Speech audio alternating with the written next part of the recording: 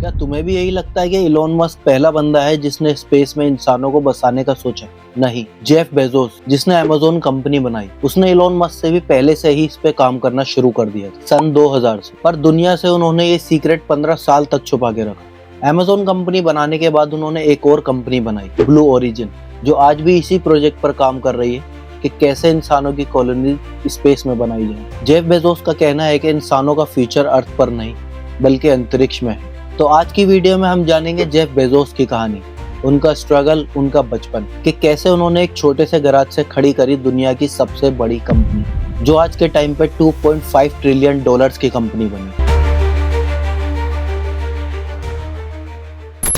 Jeff Bezos का जन्म 12 जनवरी 1964 में एल्बुकर्क, न्यू मैक्सिको में हुआ। उनकी मां जैकलिन सिर्फ 17 साल की उम्र की एक हाई स्कूल स्टूडेंट थी और उनका फादर टेड जॉर्गेनसन एक साइकिल शॉप चलाते थे। फैमिली में पैसों की बहुत परेशानी रहती थी। जेफ के होने के बाद उनकी मां जैकलिन नाइट स्कूल में पढ़ने जाती थी और जेफ को भी अपने साथ ही लेकर जाती थी। वो अपने हस्बैंड यानी जेफ के फादर से बहुत परेशान रहती थी क्योंकि टेड, उनके हस्बैंड, एक रेगुलर एल्कोहलिक इंसान थे। वो उनकी शराब की लत से बहुत परेशान थे और इसी वजह से जब जेफ सिर्फ 17 महीने के थे, उन्होंने डाइवोर्स लेने का फैसला किया और वहाँ से जेफ को लेकर अपने माता पिता के घर रहने चले गए। डाइवोर्स के 2.5 साल बाद उन्होंने माइक बेजोस से शादी की, जो क्यूबा से रेफ्यूजी बनकर काम की तलाश में अमेरिका आए थे। जब जेफ सिर्फ 4 साल के थे तो उनके नए फादर माइक ने उन्हें लीगली अडॉप्ट किया और तब से ही जेफ का सरनेम जॉर्गेनसन से बेजोस हुआ। जेफ का बचपन बहुत ही नॉर्मल, मिडिल क्लास और बहुत ही मेहनत वाला था। जेफ छोटे थे तब से ही चीजों को खोलकर उन्हें समझने का शौक रखते थे। उनका ज्यादातर बचपन उनके दादा लॉरेंस प्रिस्टन के खेतों पर गुजरता था।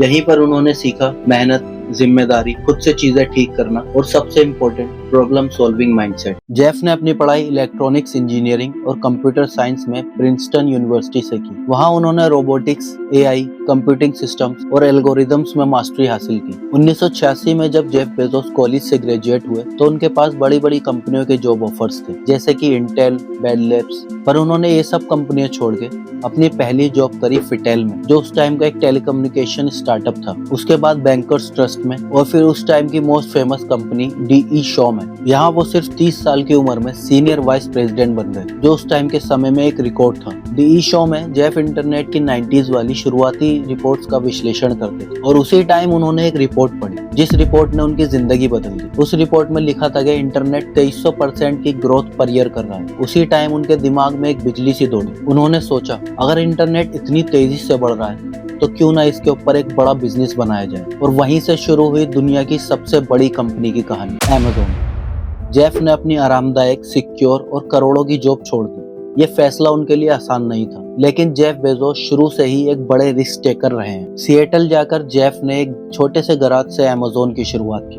पर अमेज़न का पहला नाम अमेज़न नहीं था, वो नाम था कैडाब्रा। पर लोगों को ये नाम बड़ा अटपटा सा लगा क्योंकि इंग्लिश में कैडेवर एक लाश को कहते हैं। फिर उन्होंने इसे बदलकर नाम रखा अमेज़न, दुनिया की सबसे बड़ी नदी के नाम पर। बेजोस चाहते थे कि अमेज़न भी दुनिया का सबसे बड़ा एवरीथिंग स्टोर बने। उन्होंने शुरुआत करी सिर्फ किताबों से, हजारों कैटेगरी, आसान शॉपिंग और पूरी तरह ग्लोबल। 1995 में अमेज़न ने पहली बुक बेची। उनकी टीम में सिर्फ 3 लोग थे, जेफ, उनकी पत्नी और एक बेहतरीन प्रोग्रामर। जेफ खुद ऑर्डर पैक करते थे, कार में भरकर उन्हें पोस्ट ऑफिस ले जाते थे और पोस्ट करते थे। उनके शुरुआती ऑफिस के टेबल्स भी पुराने दरवाजों से बने होते थे ताकि पैसे बच सके।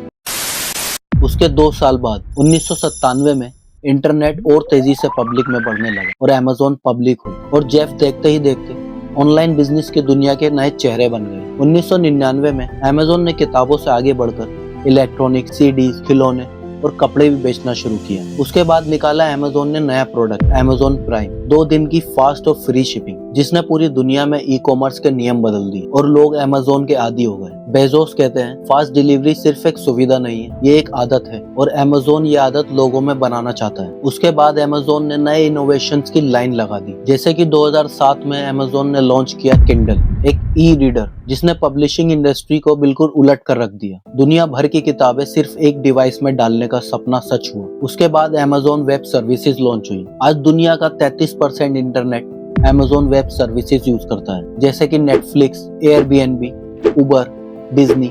ये सारी बड़ी कंपनियां अमेज़न वेब सर्विसेज यूज करती हैं। उसके बाद उन्होंने लॉन्च किया एलेक्सा और इको डिवाइसेस। वॉइस एआई को घर घर पहुंचाने में अमेज़न का बहुत बड़ा योगदान है। जेफ बेजोस ने अपने लॉजिस्टिक्स को भी फास्ट करने में बहुत काम किया, जैसे कि खुद के वेयर हाउसेस, खुद के डिलीवरी ट्रक, खुद के कार्गो प्लेन, रोबोट्स और ऑटोमेटेड सिस्टम्स। अमेज़न ने सप्लाई चेन को दुनिया की सबसे तेज मशीन बना दी। जेफ बेजोस का कहना है कि अगर आप हर साल 10 एक्सपेरिमेंट करते हैं और उसमें से 9 फेल हो तब भी आप जीतते हैं, क्योंकि एक एक्सपेरिमेंट दुनिया बदल सकता है। अब बात करते हैं उनकी कंपनी ब्लू ओरिजिन की। जेफ बेजोस का स्पेस का सपना। जेफ बेजोस ने सन 2000 में ब्लू ओरिजिन शुरू की, पर इसे 15 साल तक दुनिया से सीक्रेट रखा। 2021 में जेफ खुद स्पेस की सीमा तक गए। बेजोस का एक सपना है कि धरती सिर्फ रहने की जगह हो और इंडस्ट्री और कंपनियां सारी स्पेस में हो। जेफ बेजोस के आगे के मिशन है कि ब्लू ओरिजिन को इलोन मस्क की स्पेसएक्स की तरह आगे बढ़ाना, अमेज़न को एआई और रोबोटिक्स की दुनिया में एक नए लेवल पर पहुंचाना, स्पेस में इंसानों के लिए कॉलोनीज बनाना और अर्थ को एक सस्टेनेबल प्लेनेट बनाना। अगर ये वीडियो आपको पसंद आई तो वीडियो को लाइक करो, शेयर करो और चैनल को सब्सक्राइब करो, ताकि ऐसी और भी इंस्पायरिंग स्टोरीज तुम्हारे सामने आती रहें।